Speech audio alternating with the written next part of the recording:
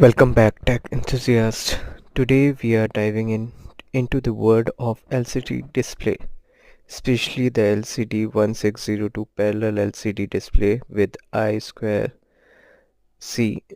interface or I2C interface.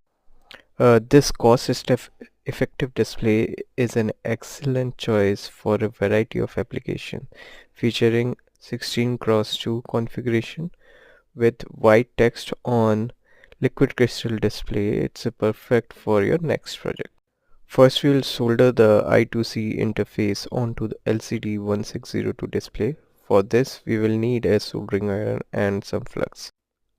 Apply a small amount of flux to the soldering point. This helps to ensure a clean and strong connection. Gently heat each point with the soldering iron and carefully attach the I2C module as shown.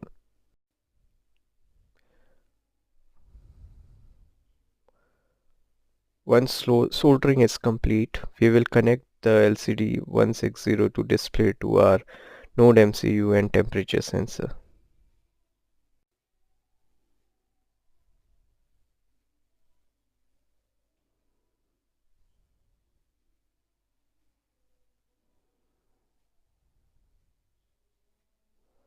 Make sure you double check your connections. We don't want any loose wire causing issue later on. The code for temperature sensor is uploaded on Nodemcu, and now you can see the displayed value on the LCD display. It's a green background display. And there you have it. It's fully functional setup displaying real-time temperature data to the LCD 1602 display. Thank you.